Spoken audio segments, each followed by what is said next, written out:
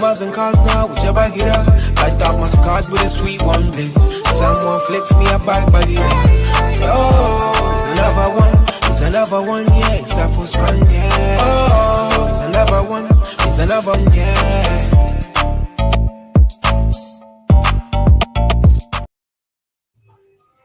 Good evening, guys. Welcome to episode 19 of Crossroads in Boxing. Fisher Allen 2 is the name of the title we're going with. It's me, myself, CJ Spate. I'm joined at the bottom by Ricky, the Hands of Stone, and my main man to the left of me, Eric ERF Boxing. How we doing, gents? Good, man. Good. Happy to get into this and break down the first fight as well as see what our picks are for this fight. Ricky, how are you doing, man? Good, mate. I am all good. How are you? Good, very well, thank you, mate. So for those, in case you didn't remember, last week we said we was going to have, between us three, we was going to have a rewatch of the Fisher and Allen first bout, which was obviously very controversial. I haven't personally met anybody that's given it to Fisher. I've seen some social media comments and things, but as of being in boxing gyms, being in and around people, no one has come to me and said they thought Fisher won that fight. So do you want to dive straight in there, fellas, or what do you reckon?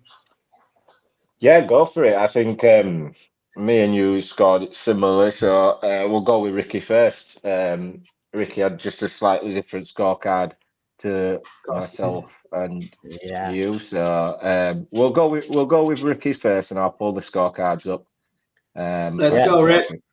Let's go. So I thought first few rounds was pretty much like one-way street. Like I think what rounds maybe 1 to 3, the jab, the shot selection, a bit of body work. Not much really coming in from Dave Allen. I thought Dave was just biding his time by the looks of it. He was just in, out, just tried to maintain a certain gap, being aggressive but not overcommitting with anything. And I just thought Fisher going for very big shots very early on, thinking they can blast Dave Allen out with his power. And towards that end of that third round, I think he gassed a little bit. And obviously, Eric, you said the fourth round seemed a bit closer. The fifth round, they were exhausted, and that's when I think it's the fifth where he gets a big looping shot, and then boom, he's on his ass.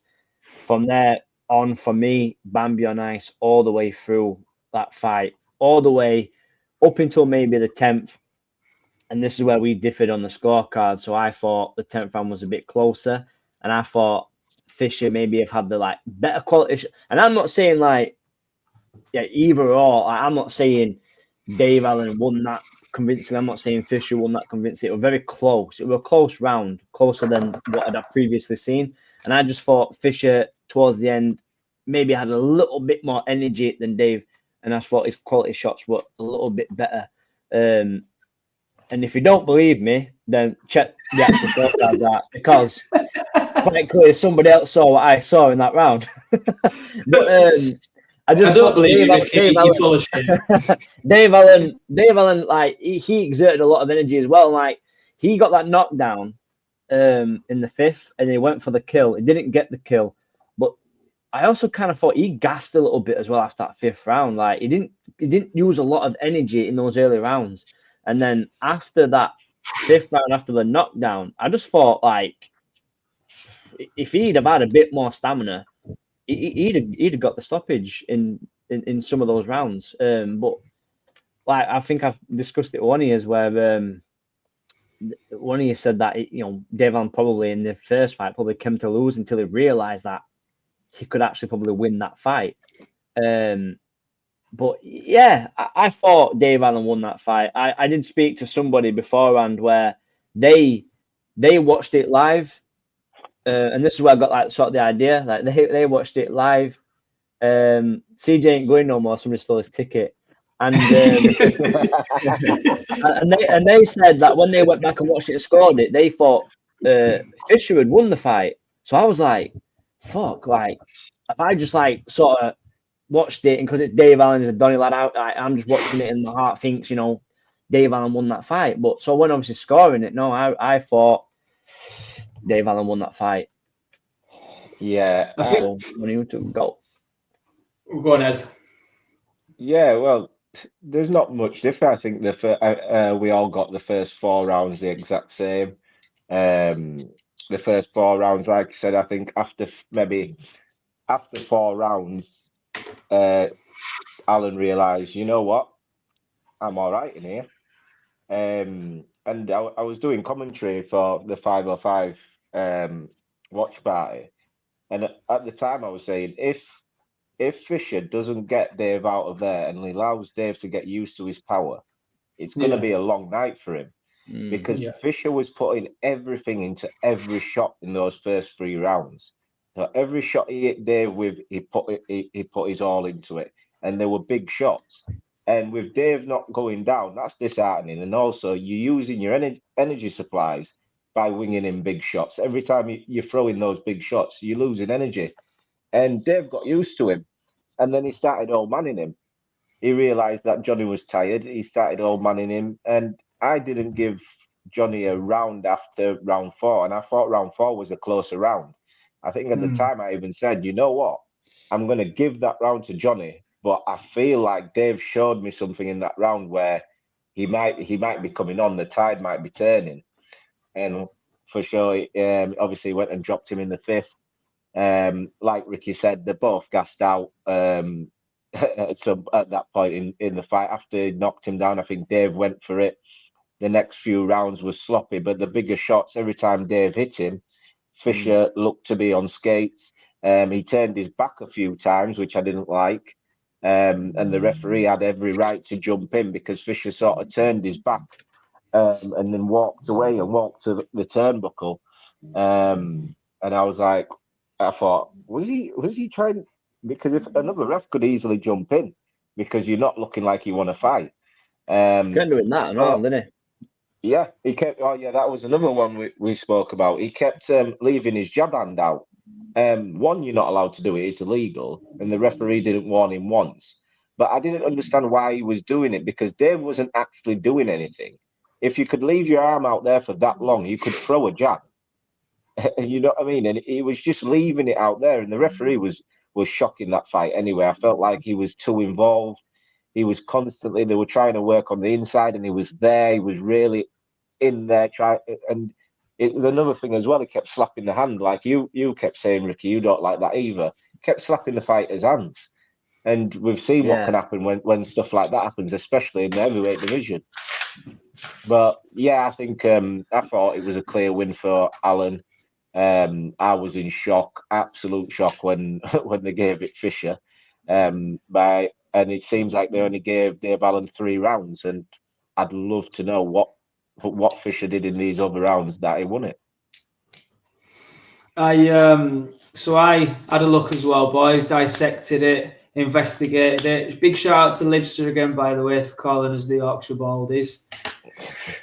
So what I got from my little notes here is, again, we've all said the same thing of how it scored, really. There's not much different to tell. I think we're doing a really good segment, by the way, of rewatching bouts, especially these close ones, because whenever you rewatch something, you always miss something or you always pick something else up. I didn't realise sort of how dominant Johnny Fisher was in them first 3 rounds. I think I was that excited about Dave doing a little white way watching him on a Saturday night. But the setting of his feet, Johnny Fisher, and really stepping in with that backhand in them first few rounds, I thought he was really going for the kill with that. As you've nailed it with that. Once Dave gets used to your power, and if he can get used to your power, that's it. You're going to be there all night. You're going to be in for a rough ride. Referee Bob Williams, again, like you just said, stepping in constantly. He's a very vocal referee. I'm not a fan of him myself. I find him quite aggressive as well. Yeah, he talks to the fighters way too much. He talks to the fighters way too much. Like I was saying the other week about communication with the fighters, but he's literally talking the whole way through the fight to the fighters, and I'm like, let them fight.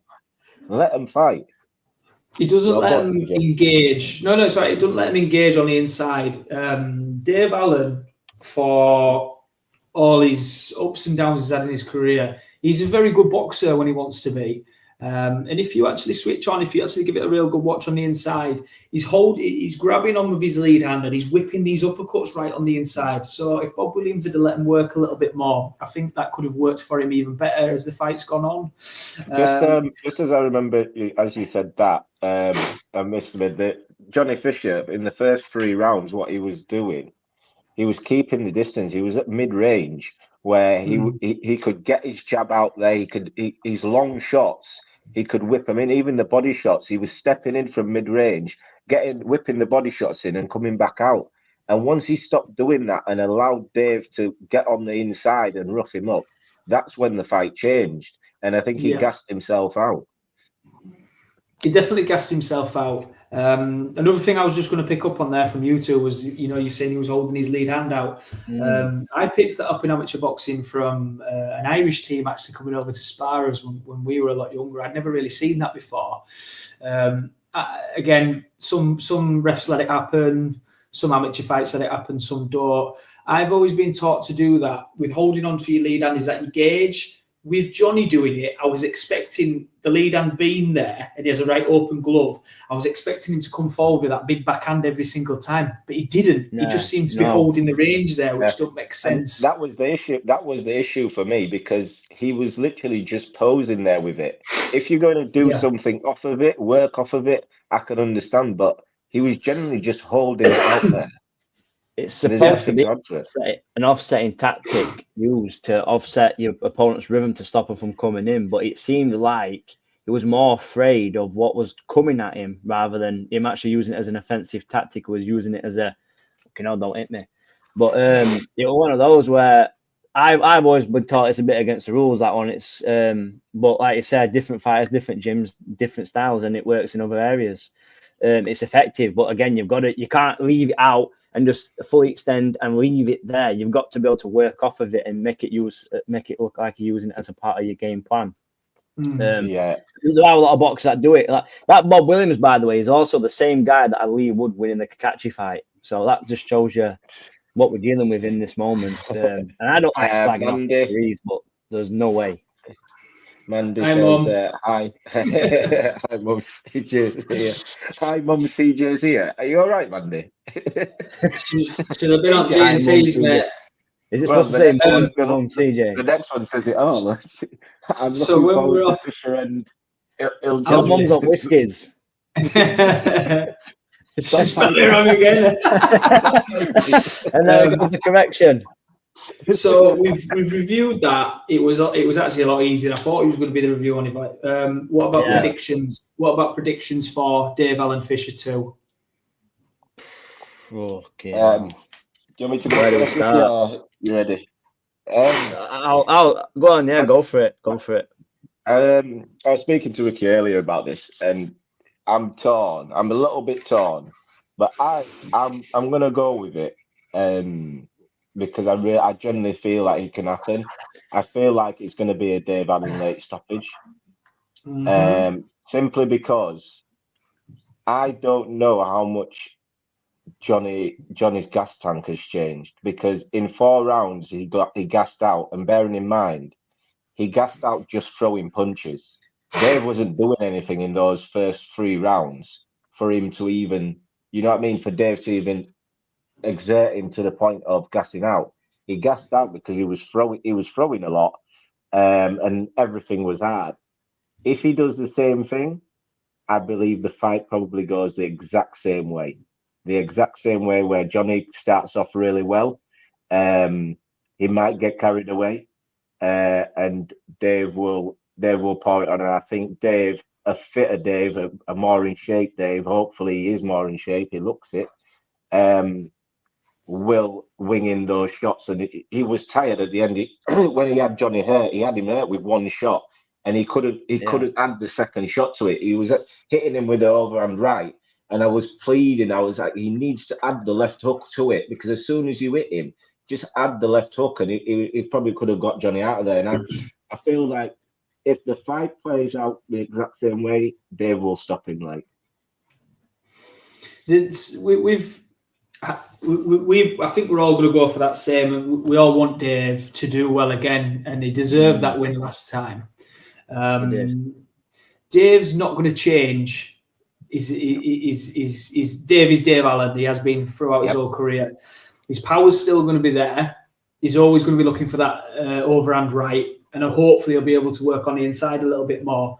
So you have to assume that Fisher's team have put a plan together, because Fisher's power didn't affect Dave, and Fisher's chin was knocked when Dave hit him, right? So you have to presume that he's gone for the fitness, or he's put a real plan together. Maybe he just sticks to that jab. Maybe he keeps at range, because other than that, I don't see how Johnny Fisher can beat Dave Allen. I don't think he's got the power to stop Dave Allen. So he has to outbox him. And he can. Surely he can. I mean, he's a good boxer. Then he showed it in the first 3 rounds, His jab was brilliant. I'm picking that because if Johnny doesn't learn, and if he doesn't stick to what he does best, especially against a Dave Allen, stick at that mid-range, throw the long shots, get in, get out, make Dave walk to you, throw your shots, move out, just step around him, because Dave will come all night. The only way you're stopping Dave Allen is if it's a corner stoppage or a referee stoppage. You're not going to. I don't believe you knock him clean out. I don't think it can happen. I think the guy has a chin, an absolute amazing chin. So for me, get your shots off, and accuracy needs to be his friend. Get your shots off, land your shots, move off. Don't try and knock him out. Mark him up, beat him up, and that's when the fight can be stopped.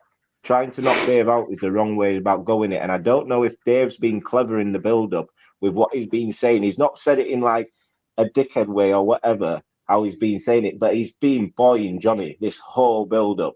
He's been buoying him like, yeah, you're not good. You're not a good boxer. Like, is Johnny going to take that? Is Johnny like, because he's a nice guy, is he just like taking it in thinking, yeah, you'll see. And he gets in there and gets carried away again. I hope he doesn't. As much as I want Dave to win, obviously being from Donny, but I like Fisher. I like Johnny Fisher, and I'd like to see where his career goes after this, if he gets to win. But he needs to get a rightful win against Dave. He didn't win the first fight.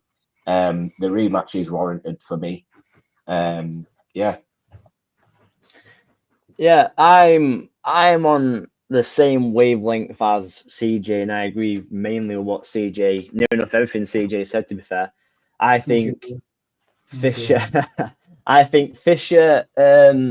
showed that he is by far like the superior boxer out of the two. His shot selections in those early rounds were really good. The only issue he had, I feel like he underestimated Dave a bit, and he went for the power. He went to blast him out. He wanted to put a statement on somebody that's sort of known for having a good chin, and he did himself over. I don't think he'll do that this time. I think he knows, like, he can hurt Dave Allen. Everybody can be hurt in the heavyweight game. That's the beauty of that division. But I do think that Fisher's game plan will be to use his superior boxing skills, keep on the outside, keep away from those right hands, work that jab more, because that jab, when he had that jab going in those early rounds, were as Trey would say, tremendous. It was a good shot, and like what we said, if he the thing is like with Fisher, for me, for game plan wise, if he can keep Dave's guard up here and work his way on the straights onto the inside, and then work that body a bit more, and in and out, I feel like he has to be a bit more lighter on his feet. He is naturally a lighter person anyway, and I feel like he needs to be in and out of those danger zones. So work your way in, whip the body, and then get out of there, and don't stick around too long. But like you said, the good thing about this is Dave Allen's had this guy on ice. This is a good comment. This is a good comment from Tony. Saying that I agree with you. I know Fisher. I now think Fisher is scared of Dave's power. I would be as well. Engage. Well, that's a good point. It all depends on what Fisher takes from that first, the mental damage from that first fight, because he was hurt countless of times in that fight. I don't believe he thought he won the fight. No, you could tell from his demeanor after the fight. So yeah, he could be. If he's scared to engage, that could be a problem, because allowing Dave to just crowd you and do like I said to Ricky, what Dave was doing was quite clever. He kept putting his arm on Johnny's shoulder, and then his swinging left that in arm top, on his shoulder, and Mm. throwing because so Johnny's head couldn't go anywhere. He wasn't holding his head. He was just putting his arm there, so it wasn't holding. But Bob Williams, he was more bothered about the right hand, him throwing on the inside. He wasn't seeing the arm over the top as Dave was clubbing him with the right hand. If Johnny is scared of the power and he's scared to throw because he's going to get hit, he better not allow Dave to be on the inside because he loses that fight.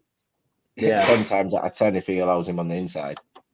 The thing is, I think Dave Allen's biggest chance of winning is got to be stoppage because he's already proven it. He's not going to get it on the scorecards.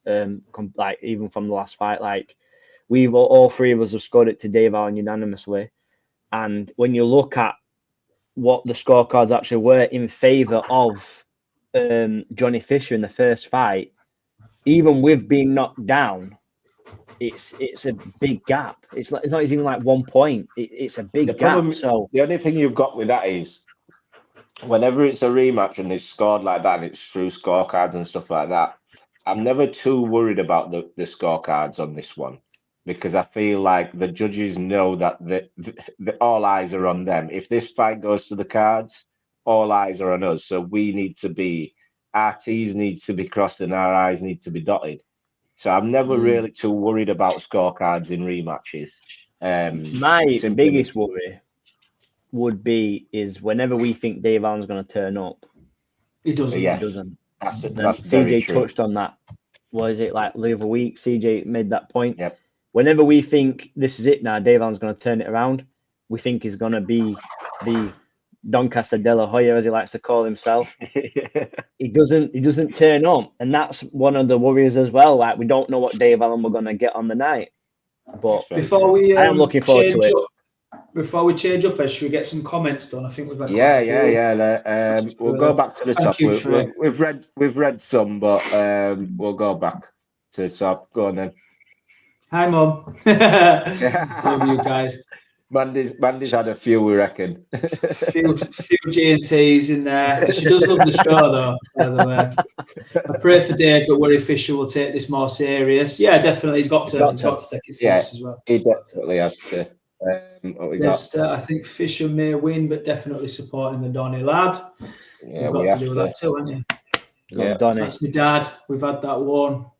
Yeah, Trey's in the building. Here we go. Right on time as well. Right on time, Ricky. Right on time. CJ's absolutely spot on. Trey, you'll get used to that, kid. Don't you worry about that, my mate. CJ's dad here, I think Fisher was found out and doesn't like being hit. Dave put him down 3 times and Fisher will be absolutely worried about it. Yeah, I just said that to Ez before you came on, Ricky, that I had it in my head on the rewatch that Dave put him down a few more times, but actually looking back in the fight, it's when Fisher has actually touched the ground, didn't he, with his gloves on. Yeah, he's collapsed down. Couple of exhausted pushes. Yeah, Jack McDonald says Allen. Head says Fisher for this one. Thank you, Jack. I think we're all. I'm torn, but I'm going with the outside shout on this one. I'm torn. Normally, I'm like, I do think Fisher can correct it, but also your dad's saying that is he worried about his power? I feel like Dave needs to do nothing different. Him coming in fitter is exactly what he needed to do for this fight. Fisher has more to change for this fight, and I don't know if he can change it. I don't know. No. Jack's also tuning in for the first time live as well, guys. A friend of mine. He's been he's the one that's not really a big boxing fan, but he's been killing it on the boxing league somehow. Like, man's been doing some research and studying because he's killing it. Nice one, Jack. He's been killing it. Thanks for joining us, Jack. So if we go off to fight card, we were all just saying this off air. It's a bit of a funny one. It's a bit of a flatter for me. It seems as if all your homeboys are ready to just do demolition jobs. I'm particularly the Kieran Conway fight against Jerome Warburton.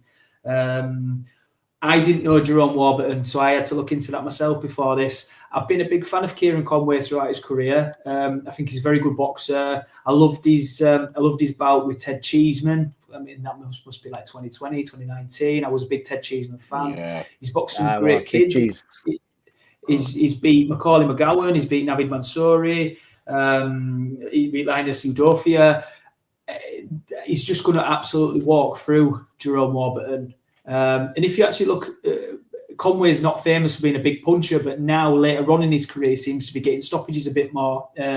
He's coming off 4 wins, and 2 of them have come from stoppages. So I expect a big stoppage. I think he'll stop him in 4, 5, maybe. Big class in differences. I think Kieran Conway is a lot better than this kid. I remember. Yeah. I'm sure I remember Kieran Conway when he fought. Did he fight Buatsi for the British title at some point? Is that the wrong No, place? I don't think so. Was it Aziz? Did he box? Kieran Conway is one. Is he just coming off the loss of? Is it the loss of Kelly that he's just coming off of? Oh, no, he beat Kelly. He just beat Kelly, who then got beat by Giaco. Conway, I've watched a couple of his fights before we even came on live, and I like him, to be fair. I think like you say, picks his shots well. He's good. He's tactical. He's quick. He does look like he got some power. Like I look at his record, I'm looking at how the shots were landing. He looked like he could actually bang as well. That Jerome, I watched. I don't know if you might have watched the same fight, CJ, because I was doing a bit of digging on him as well. Is it like the shots in Liverpool on YouTube or something? That's when I was tuned into that, and leaves himself really open. He's quite slow. He leaves himself wide open. I just think Conway's going to pick up on that and pick him apart pretty quickly. And originally I was thinking this were going to be points because of the records, but like you said, I think Conway can do a bit of a demolition job here and stop this guy, because I think he's got 2 knockouts, Jerome, so I can't see Conway respecting his power too much. He doesn't look overly fast. He got a bit comfortable in the second round, started doing a bit of showboating, but he's not like, I don't know, it didn't like ring, it didn't show me anything that can defeat Conway.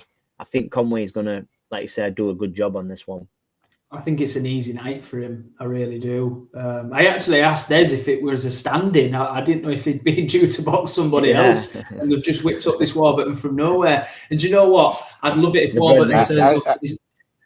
I'd love it if Warburton turned up and he's absolute dynamite and flogs him all over, because these are the way you like learn who a fighter is. But on paper and from what I know of Kieran Conway, it doesn't look a good matchup to me at all. No. Next up, I'm the same. I generally think this whole undercard is the same. I think the whole undercard is knockover jobs, to be quite honest with you. A-side wins. The main. Put it this way, I don't think it'll be long before we get to the main event. Oh, good. To be fair, after some shows with bloody hard, because they've all been on points anyway. You want to see some stoppages, Joe? Yeah, I am excited to see a couple of the names that are on the card. If I just shout some names out for everybody listening, if they don't know who the undercard is, Lidard's brilliant. For us 3, I know we've all spoke about. He boxed a lad that's local to me, George Davey, George G-Force, class boxer. It was a bit of a step up for him, but Lidard really went to town on him. He's beaten Aziz, he's beaten Alunga. I'm really excited to see his future. I am. Sutton has already been beaten by Warburton, who's in the main event with Kieran Conway, if I've got that right. So we'll see. I don't know much about him, to be very honest. But I'm expecting a Lidard walkthrough. Yeah. I'm in a bit of agreement on that, and I like I said, watching Lidard. I watched quite a few of these fights before I even tuned in.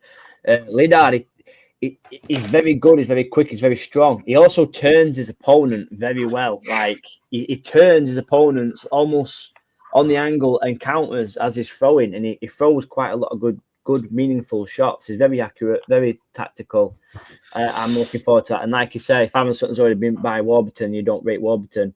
I think this is another walkover job. Yeah, like I said, I generally the opponents for these guys, I feel like Eddie's just getting his guys out there. Like I said, the summer's coming up. He's got some shows coming up in the summer. These guys are getting a shakeout, and show them what they can do. basically just get the name out there, because Eddie needs to start building his UK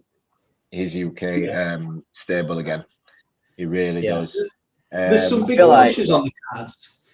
There's some big punches on the card. There's Jimmy Sains, who's 9-9. Really good kid. I'm looking forward to that one. I'm looking forward to him. He's going to steamroll through again. There's Taylor Bevan, which he's 3-3 as well. So that's another you're going to be expecting. So if any of you guys there are putting a flutter on it, gamble responsibly. But there's definitely a couple of kids. There's definitely a couple of kids on there that got the knockouts. John Hedges is on there as well against Nathan Qualis. I think that'll be a bit of a better fight than it looks. Qualis is a lot more inexperienced than Hedges. And Hedges has only got 3 knockouts on his record. But I do think that's going to go a bit later on. And I'm expecting a Hedges stoppage a bit later down the line for that, I think. Qualis is the one that's been beaten by Vidal Riley as well, isn't it? That's his only loss, which is not a bad loss on your record to have. No, not a bad loss to have. I just think the level of opponents he's had, again, there's probably only Vidal Riley on there that no, really. And the last one, I'm going to have to let you two take over him because I cannot pronounce his name. But Who is it? I can't say Chip Butty. either. Chip Butty. Chip Butty. Yeah, I can't say his last name either. But he was out. He was out like last month. I'm sure he fought a month ago. We did. He was on one of our on our prediction. So he's out again. Clearly, Eddie's keeping him active, which is what we want to see in boxing. We want to see these kids active. There's no point in. And there's Shannon Ryan as well. Yes, I was about to say we've got Shannon Ryan back the first time this year. I think this is the first fight this year. After I think she's had a couple of fights since the Dolan loss for the British title, so she's on a rebuild at the moment. I think that's unless there's anyone else that's sneaking on beforehand. I think it's going to be a really quick night. To be fair, I think we're going to be flying through them. I think it's one of those. Go on.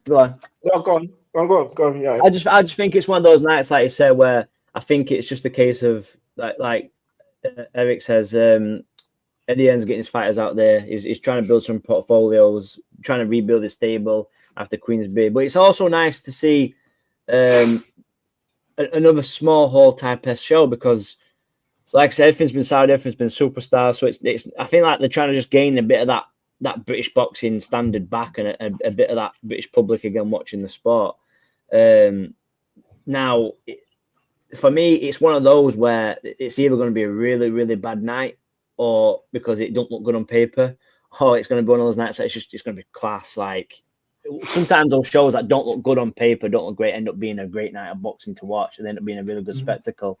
And it's nice to be able to watch fighters that I maybe have seen, you guys may not have seen. Yeah. It's nice to look at these next people. That's what boxing's about. It's not always about watching the stars and just following certain people and just watching their fights. It's about looking at maybe the next generation, looking at somebody else or different styles, different tactics, different cultures. So although I feel like the main event's great, I just think it's not a great undercard. I'm looking forward to it still. Nevertheless, I feel like in British boxing we're at a reset at the moment. The top guys, the named guys, are at that point where you know them, and it's basically them on the news feeds, and that week after week after week, it's always them. We're a bit on a reset where I feel like we'll have.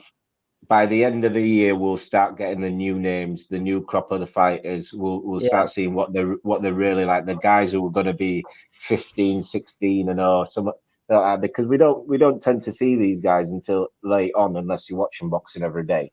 But the public don't really get to see these names and stuff like that. So I think by the end of this year, we'll know a lot more names than we do now. There'll be more mainstream. Like I said, British boxing at the moment, there's so many names, but the media seems to be more focused on what's happening with Riyadh and the Ring magazine and the names, but the British scene has a lot of good fighters, and hopefully we can shine a light on them and keep in touch with those cards more often. Probably rebuilding all the stables because they know Dana White's coming from with Boxing League. That's it, Dana White with the money bags. Big One Dana post White. I did pick up on earlier, and I don't know if anyone's noticed, any of our viewers. I'm not as technically as gifted as these two with all this computer wizardry, but I screenshotted it to my own phone. And kept it there, so that's all that matters. Is that Fraser Clark, a British heavyweight, building himself back up after a big loss of Fabio Wardley.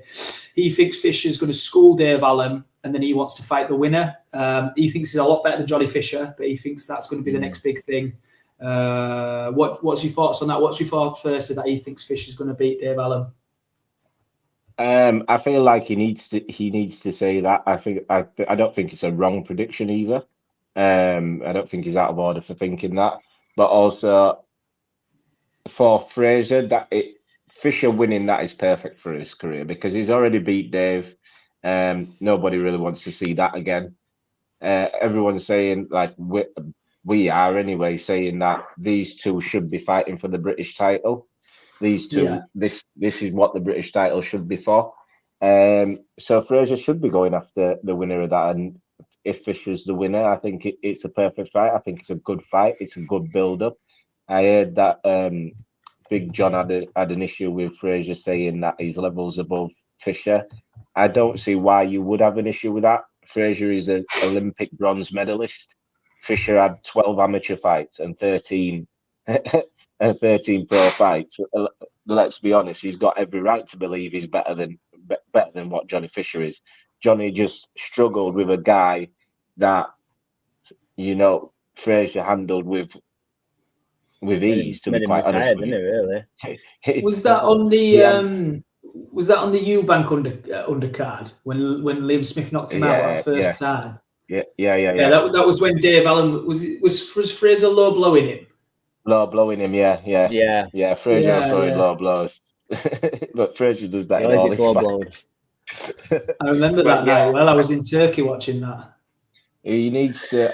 I don't see the issue with it. I like the fight. I think if Fisher can get past Dave, I think Fisher versus Fraser will be the build-up would be good. I think it'd be a good fight as well. Two big men. Fraser will. I think it'd end up having to be a boxing match. Fraser would have to keep it boxing. Yeah. You won't want to get into a war with him. I wonder if Fraser will be. What's Ricky smirking at? Yeah. Look like no, I was listening. We got to that point now with Fraser Clark as well, haven't we? That he's got to have a big fight again soon. And is he going to get scared to get into a war? Obviously, he had an absolutely could be a career-changing injury. Thank God he's recovered. Would he want to get into a dust-up? That's the question. Will his face stand for it as well? Obviously got titanium plate in his cheek now or jaw, whatever that was. I don't know if he'd still have that fire. Yeah, honestly, I thought he'd had a stroke in the ring. It was terrifying, wasn't it? I did. I thought he had a stroke. It's one of those.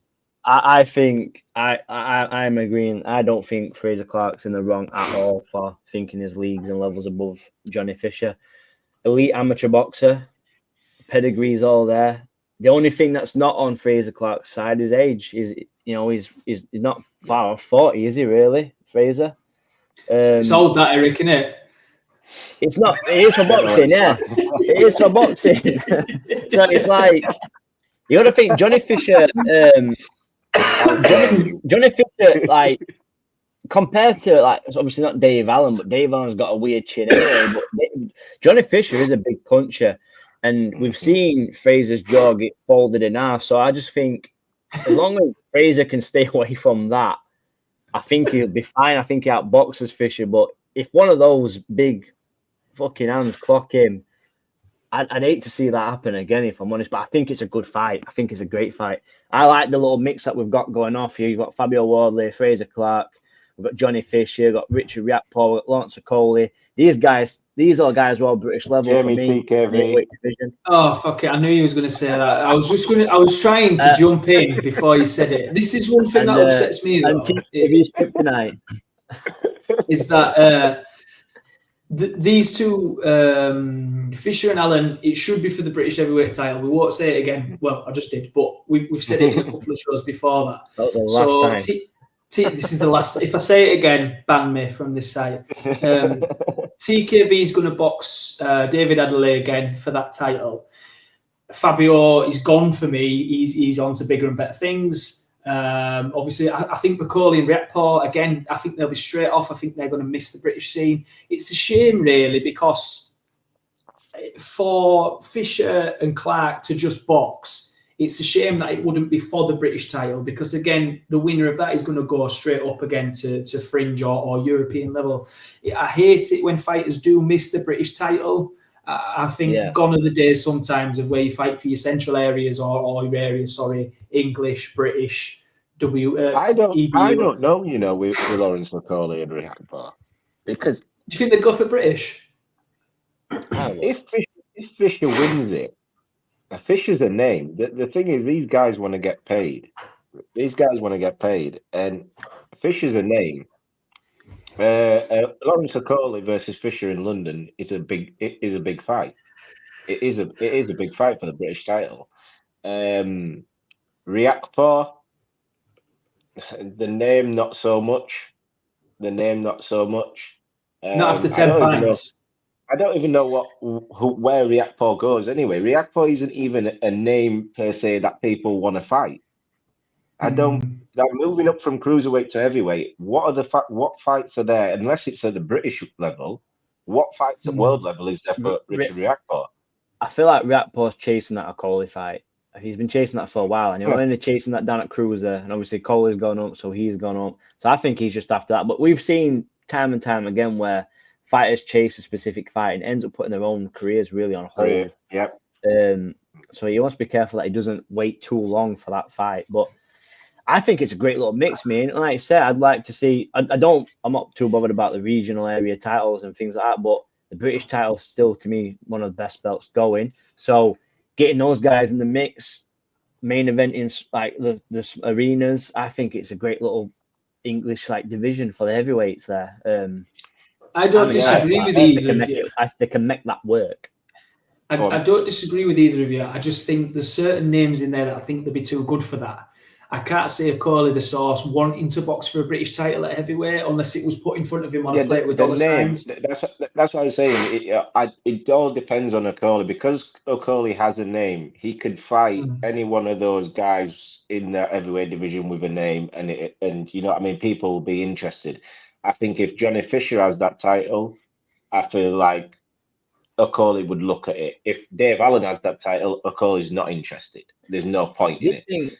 Do you think Okoli can achieve much in the heavyweight division? No. I think he's too old now, because he's in there he's now at the age where them guys like the ages and that are. He's around that age, and he's going to be retiring around the same time as them. Whilst they're in the division, he ain't winning though. He ain't winning nothing whilst they're in the division.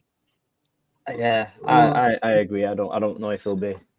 What do we make of? I just want to say, Lawrence Okoli's 32. Yeah, he's old.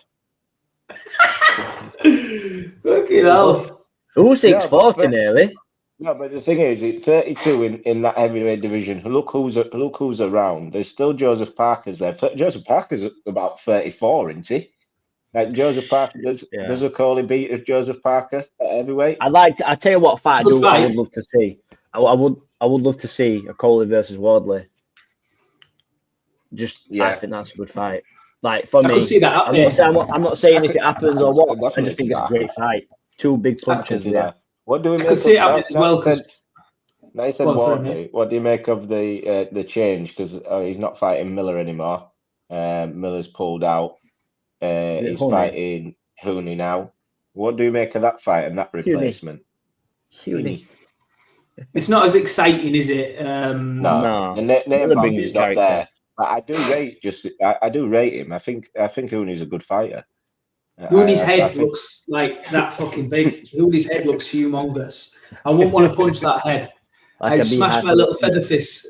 He's got a head like a palm tree. I would not want to smash that, honestly. There's some massive fights to be made, and hopefully they do keep coming, though. I can more see a Coley Wardley because Dillian White's a massive backer and supporter, isn't he, Fabio? Well, Coley wants Dillian White. Coley wants White, doesn't he?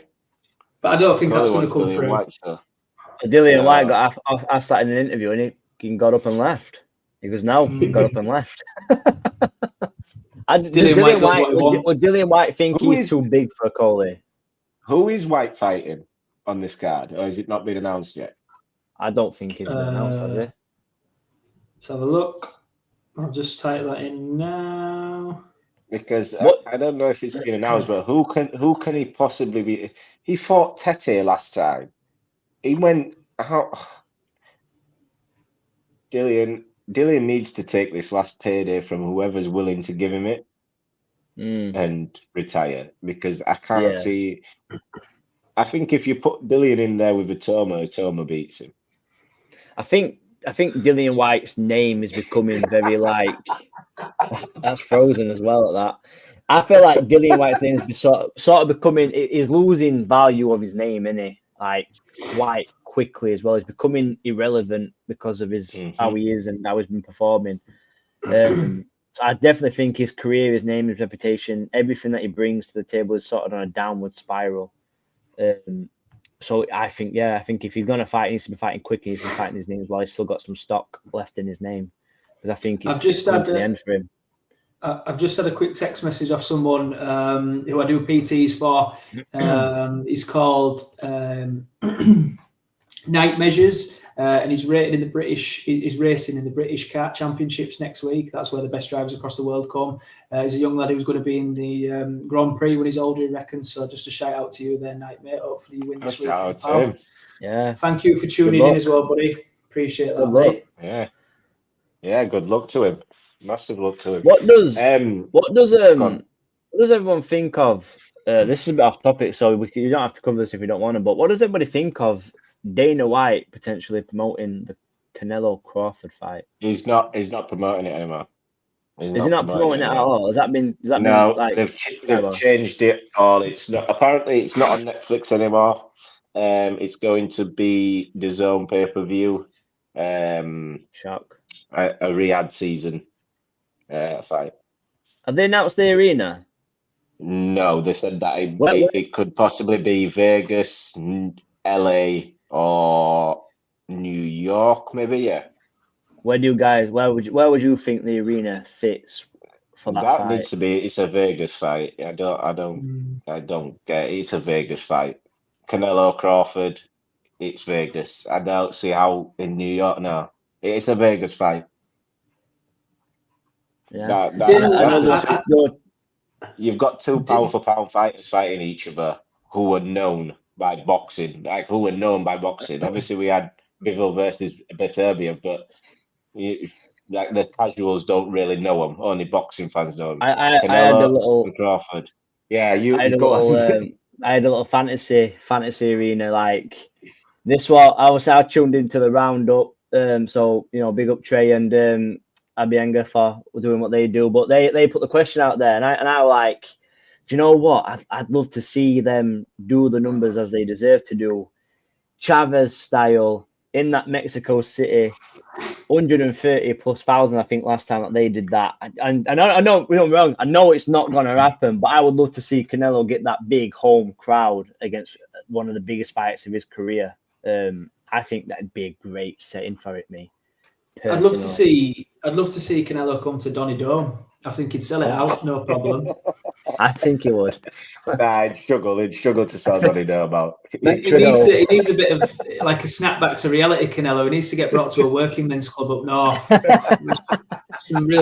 Take him back to his Mexican roots. It's good to see that. No, but an outdoor. He did Texas, didn't he?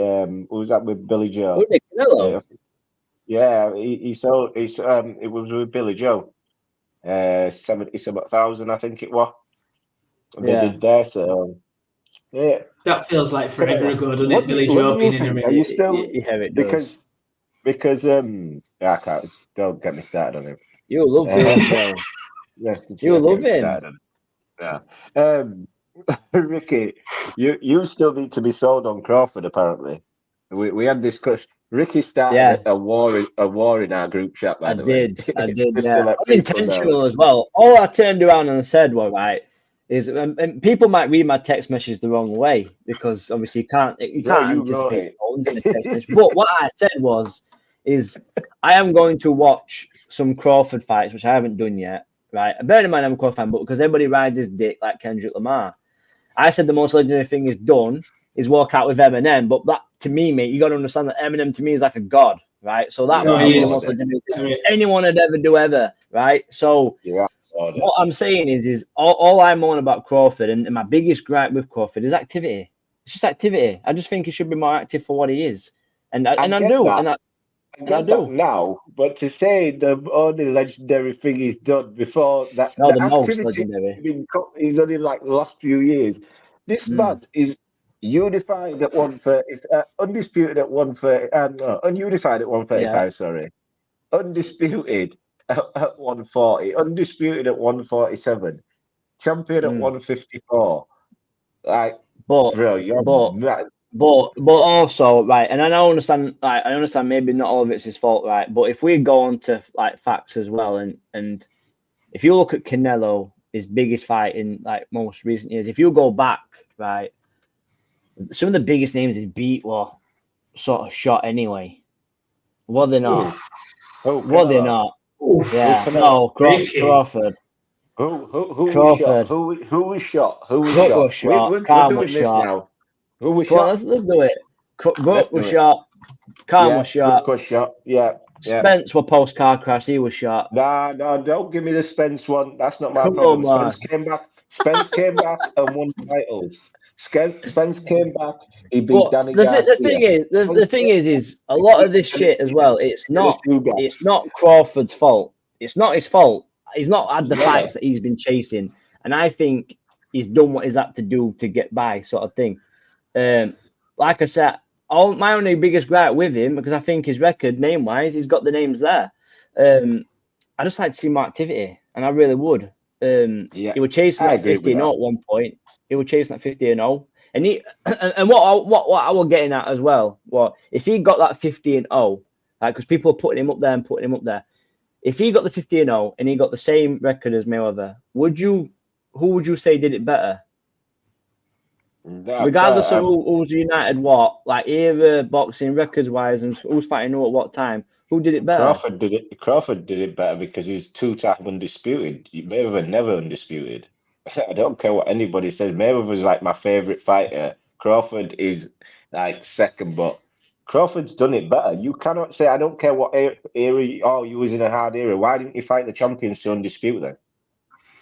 Like, there's champions there to undispute with. You didn't do it. It's not Crawford's fault. I don't know.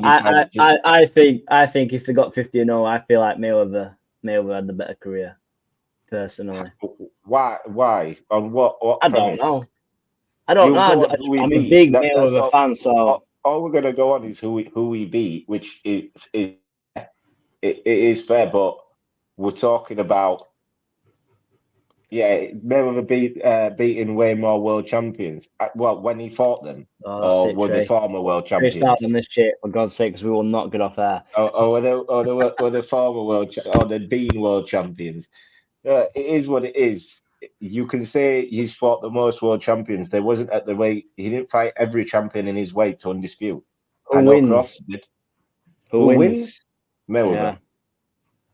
Mayweather. I'm not a massive fan of Crawford, to tell you the truth. I think he's outstanding at what he's done, and if he does get to the 50, let's hope that he has some good fights continuing on. I'm not. I don't think he'll make it. I don't think he gets there. I think Canelo beats him. I think Canelo absolutely smacks him. I think he's done. Smoked I think him. he's done after this fight. But no, I'm not agreeing with you on that bit. Listen, I will never bet against Crawford. I don't care what anybody else says. I will not Canelo is gonna be bet against Crawford's Crawford. ass, mate. He's gonna beat And when him. listen, I have five favorite fighters that I don't care who they fight. I'm gonna pick them. So you can argue, you can come with all your logic, your breakdowns, all of those things can happen. Whatever you say, I'm gonna pick them. It makes the. I'll tell you two of them, Ricky. I'll tell you two of them. It's got to be fucking Atoma and TKV because that's all I ever hear, surely. We'll find out. Actually, don't be ruining your list, Eric, because we've got that segment covered for another day. Keep that list to yourself. I'll keep the list, but I'm just letting you all know before you hear my list. When you hear these fighters, and in future when we're having debates on who they're fighting or whatever, just don't argue with me about my pick because there might not be any logic behind it. How many were we going for? How many were we going for? What? How many were we going for favorite fighters? Yeah. We're like 5 each. 5 each. 5 each.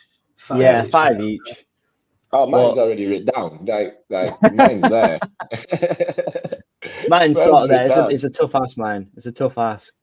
But I'm one of those guys. Like, I did create a shitstorm, and I don't disrespect Crawford. I don't take nothing away. You got to bear in mind, as I'm a Crawford fan. Like, my wife will tell you this. She was in labour, and I bought the pay-per-view, and I stayed up all night while she's in a bed in agony, in labour, and I'm watching boxing on my phone. So, in fairness, mate.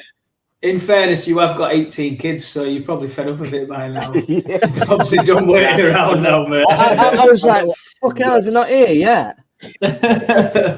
But no, I just think Crawford's been let down for his the names are there, but I feel like there's always we've had this argument now, and I'm a bit of a Crawford fan, not as much as you, obviously, but that argument is there. Like, there's no denying that argument from. It don't matter who you with. He's got the same argument as me. The problem you have is, like, at the time when he got to welterweight, the PBC had control of everything. They had Sean Porter, they had Keith Thurman, they had Danny Garcia. Danny Garcia got offered 3 times to fight Terence Crawford, said no. Yeah, they're not. Danny Garcia was a fraud. They tried. They even tried to make a graphic that removed Crawford from being a champion in the division. Like, they did everything to blackball this guy. So, unfortunately, when his time came, people had their excuses, like the Sean Porter. Oh well, Porter were going to retire anyway. You can make your excuses, but no, I won't ever make my excuses for Porter because he always brings it. He always brings it. He did to Porter what nobody else could do to Porter. Yeah, not Kell Brook, not Earl Spence. That's what he did to Porter. He did to Earl Spence what nobody could do to Earl Spence. People could say, oh, well, it's after the car crash. But after the car crash, Earl Spence came back. He fought Danny Garcia. He beat Danny Garcia. Those guys. He was injured. Guys, he was meant to fight Pacquiao. He got injured. He came back from an injury. He beat Ugas, who beat Pacquiao. He beat Pacquiao, Spence. Spencer beat Pacquiao. Yeah, he also beat. This is my point. So if he had beat Pacquiao and he went into the Crawford fight, and Crawford did to him what he did to him, would people still be making the same excuses they are now? I think as well. You got to think like that era welterweight division. I thought, well, shot anyway. I didn't like the champions at the time in the division. Danny Garcia, Keith Thurman, they're all ducking each other consistently. Like, and I feel like that's what sort of ducking Kell. That's who they were ducking. They were ducking everyone. Keith didn't want to fight Kell. Kell was the best fighter in that division before he lost that belt to Earl. Kell beat Sean Porter. He wanted Keith Thurman. Keith Thurman had no smoke for it. Keith Thurman wasn't interested. He was chasing the Mayweather fight. Keith Thurman thought he could beat a shot old Pacquiao and got dusted. Khan didn't want anything of Kell Brook. Khan would rather go up in weight than fight Kell Brook at the time. Yeah. Like, Kell Brook was ducked in that division. Like, he had to end up fighting Earl Spence. And fair play to him for even taking that Spence fight, because for me, he should have dropped that belt when he went up to fight Golovkin, come back down, take a fight before, and then go back to fighting Earl Spence, because having to drop down and cut weight from just going up to 160 against a fighter like Earl Spence. Yeah, right. Earl Spence. Trey, He was. Go on. Trey just made a comment there. Yeah. Obviously, I'm going to let CJ get his point across. In fact, no, CJ, go put your point across actually, because this might end up changing the subject. Actually, I was going to change up anyway, mate. So con with that. Go for it. So all I'm thinking is, obviously, Trey's put here. Errol Spence Jr. spent too much time in the division, over a decade at weight. Does people have gripes with fighters sticking in their lane? Because I'm one of those where I don't necessarily, as long as you're happy at that weight and you can make that weight, do people think that boxers should move up in weight? I'm one of those where I think I'm happy for a boxer to stay at weight class regardless. I promise you now, if I'd have made it in my weight class and stayed there and I was the best at that, I wouldn't have fucking budged an inch. Even if I were boxing the same pitch 3-4 times, I'd have been staying. This is what I don't get, right? This is what boxing fans do. When a fighter is at a weight class and dominating, they're the best of the best of the best. The moment the fighter looks like they're sliding or they get beat by a better fighter on the night, they get beat by oh well, he stayed at that weight too long. They need to move up. Listen, I said for years, Devin Haney stayed 135 too long. But what did he do? Kept winning. He kept winning. Once the fighters keep winning, you can't tell them they're staying there too long. It's down to the fighter to understand his body, that whether he's at a weight for too long. The excuses after a fight was, oh, maybe I should move up. I stayed here too long. You had 12 weeks to decide this. You did a full training camp to decide this. Like, at some point, you could have pulled out and said, you know what? Nah, this fight needs to be at a higher weight. I can't do it. It don't matter about the belt. It don't matter. My health is more important. But you don't. You kill yourself to make that weight, and then you make excuses after the fight. I don't like it. I don't. You should all just fight in your own division, in your own weight anyway. It should be a same day weigh-in. Trey, you need to be in between a certain weight. Trey, mine did. My body got naturally bigger. The belly did anyway. But I can't stop getting bigger at the minute. But no, go on, CJ, go. Well, I was just going to touch on them was when you brought up Pacquiao. I know we touched on that the other day, but 46 years old. Our last text me in the other room and said about the age comments of 32 and 34 being too old, right? 46 years old, guys, and he's been banged in at number 5 in the WBC. That's crazy. Joke. Absolute joke. Absolute joke. That is even. Listen, it doesn't surprise me. Grandfather rights. Tyson Fury. Bearing in mind, Tyson Fury, Pacquiao, they could make excuses saying he's fought for the belt and all that. Tyson Fury never fought for a WBC title, ever. Never fought for a WBC title, but he came back, and the WBC ranked him number 2 or number 3 or something like that. Number 2. WBC ranked him number 2 off of fighting Pianetta and Safari. Sefa Safari, yeah. That is absolute. The WBC just do what they want. Like, this doesn't make us going on about it. Makes no sense. You're right. Absolutely no sense that Pacquiao is fighting for a world title on his way back. It's mental. It's so mental. That guy when he gets swept, which he will do, because I saw his exhibition against a bloody kickboxer or whatever it was, and he got battered in that. Yeah, I saw that. When he gets slept, the whole world of boxing is going to say, oh, why did they let him fight again? He shouldn't have fought. And that's what's going to happen. This is what's going to happen in this fight. They're underestimating Barrios. Barrios might not be the best fighter in that division, but Pacquiao ain't beating any of them guys in that division right now. His time's done. I think he's just been given grandfather rights, if I'm honest. That's all I think it is. He's a name still, some divisions don't follow the rule, but there's an old rule of you can invoke a right to ask for a championship fight back once you come back into a division, being a former champion. That's what they're sticking to with this one for the WBC. But yeah, 46 years old, giving it another go. Boxing's only ever 8, is that right? 8 division world champion, I believe. Yeah, 8, hats off to him, though. Yeah, hats off to him. But I wanted to sneak that one in there. With our last saying, they've been a bit ageist tonight, aren't they? Like 32 and that's age past it. To say that he's screaming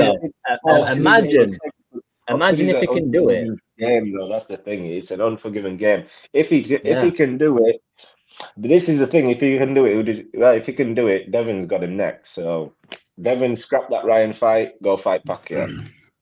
Yeah, get that Pacquiao money. Get that Pac-Man money. I couldn't care less about Ryan Garcia now. No more. If that rematch doesn't happen, I don't mind because he already got exposed.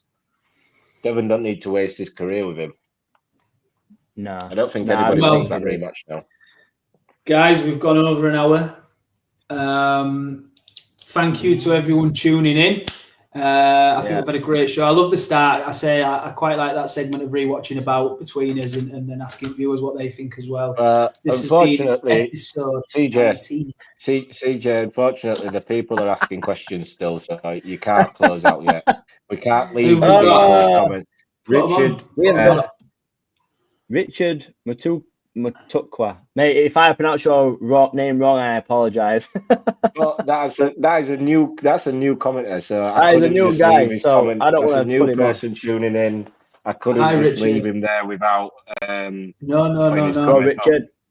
Who do you think Ryan? Think Ryan got next? I don't even know. You know what? Ryan needs to rematch Rolly. Scream for that Rolly rematch because that's where you look to your worst. Like the fact that nobody's talking about why isn't he saying he wants to rematch Rolly and he just accepting this loss and moving on is a bit weird. I genuinely think he needs to rematch Rolly. I do. Unless he thinks he can't beat him though. If he doesn't think he can beat him, then he needs to force Devon to take this rematch. He needs to stick to this rematch. Because that's the only two fights I think Garcia could beat Rolly. I think Rolly's beatable. Like he should have beat Rolly. Like I don't understand. I think Rolly's a very beatable opponent. This is what annoys me more about this loss for Ryan. He's not getting enough stick for this loss. He really isn't. He shouldn't be losing to Rolly. He really shouldn't. And yet again, like I said before, this guy cannot do anything wrong. He gets away with murder, absolute murder. No matter what he does, he gets away with it. He can go be racist, he can get away with it. He can take peds, he can get away with it. He can lose a fight, he can quit in a fight, get away with it. He can lose a fight to a bum fighter and get away with it.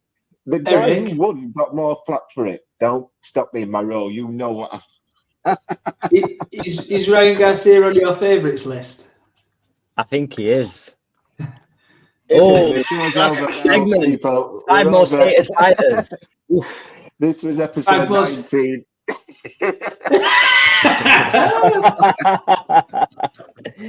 I just need people to pay for what they, you know what I mean? They need to pay for it. They need to come up with Eric. He does. You know what I mean? Like Caleb Plant said, God don't like ugly, and he'll get exposed again. That's why he fucking loves me because I am one handsome chap, boys. Thank you. Imagine if he rematched Shirley and lost again. Yeah, but I think Trey's hit the nail on the head there, though. What were we underestimating Rolly a little bit? Because of course he was. He was, but Rolly's still not good. Like no matter. Trey's saying, "Are we underestimating Rolly?" Are we? No. Yeah, I'm not. No. I think we should get Rolly on the show and get Eric to say, "You are so beatable. You are so beatable, Rolly." He is. Oh, Jamal Charlo was there saying Rolly can box, but Rolly can outbox people. I'm like, what? Who? When have you watched, apart from against Ryan, when have you watched Rolly outbox anybody? It outboxed me. It outboxed me. I'm not gonna fucking lie, mate. He would do me. Don't put yourself down like that. Don't put yourself down like that. I can't let TKV outbox me. It's in my head now.